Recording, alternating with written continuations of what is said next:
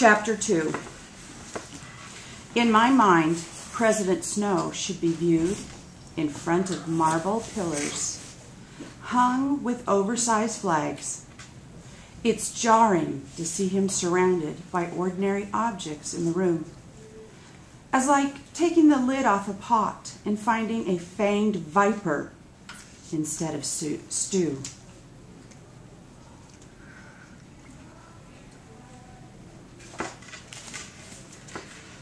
What could he be doing here?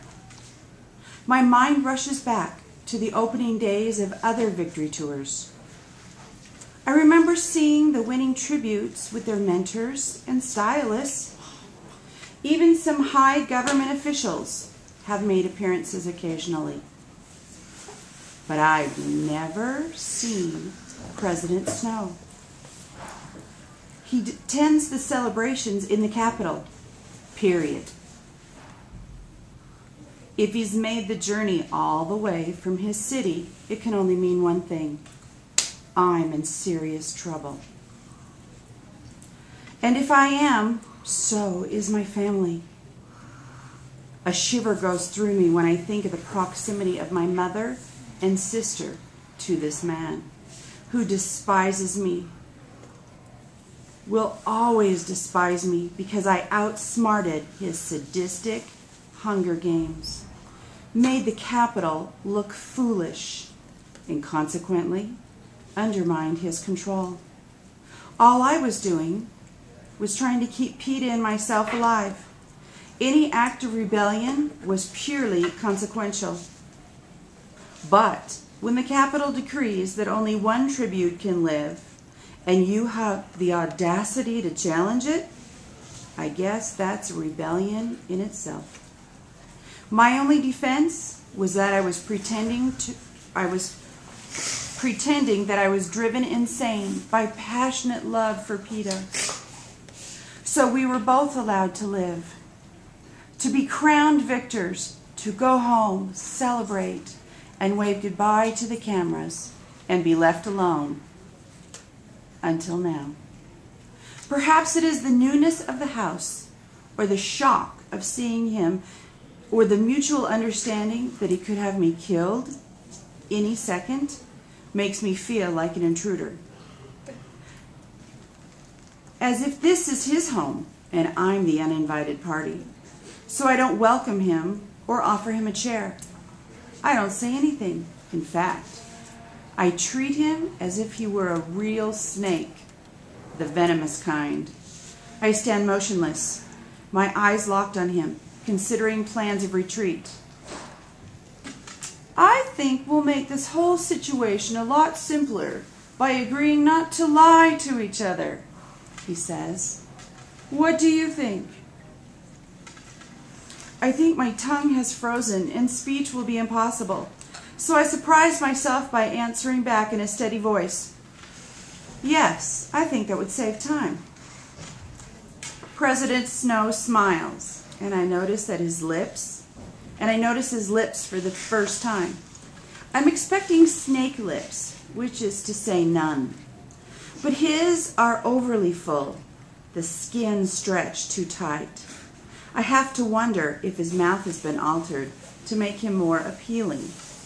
If so, it was a waste of time and money because he's not appealing at all. My advisors were concerned you would be difficult, but you're not planning to be difficult, are you? He asks. No, I answered. That's what I told them. I said any girl who goes to such lengths to preserve her life isn't going to be interested in throwing it away with both hands. And then there's her family to think of. Her mother, her sisters, and all those cousins. By the way he lingers on the word cousins, I can tell he knows that Gail and I don't share a family tree. Well, that's all on the table now. Maybe that's much better. I don't do well with ambiguous threats. I'd much rather know the score. Let's sit, says President Snow, as he takes a seat at the large desk of polished wood where Prim does her homework and my mother her budgets. Like our home, this is the place that he has no right to, but ultimately every right to occupy. I sit in front of the desk on one of the carved straight-back chairs. It's made for someone taller than I am, so only my toes rest on the ground. "I have a problem, Miss Everdeen," says President Snow. "A problem that began the moment you pulled those poisonous berries in the arena." That was the moment when I guessed that if the game makers had to choose between watching Peta and me commit suicide, which would mean having no victor, and letting us both live, they'd take the latter. If the head game maker, Sienna Crane, had any brains, he would have blown you to dust right then. But he had an unfortunate sentimental streak, so here you are. "Can you guess where he is?" he asks. I nod because by the way he says it, it's clear that Sienna Crane has been executed. The smell of roses and blood has grown stronger now, that only a desk separates us. There's a rose in President Snow's lapel, which suggests the source of the flower perfume. But it must be genetically enhanced because real roses don't reek like that. And as for blood, I don't know. After that, there was nothing to do but let you play out your little scenario. And you were pretty good, too, with the loved-crazed school bit, the loved-crazed schoolgirl bit. The people in the Capitol are quite convinced. Unfortunately, not everyone in the districts fell for your act, he says. My face must have registered at least a flicker of bewilderment because he addresses it. This, of course, you don't know. You have no access to the information about the mood in other districts. In several of them, however, people viewed your little trick with the berries as an act of defiance, not an act of love. And if a girl from District 12, of all places, can defy the Capitol and walk away unharmed, what's to stop them from doing the same? He says. What's to prevent, say, an uprising? It takes a moment for his last sentence to sink in. Then the full weight of it hits me. There's been an uprising?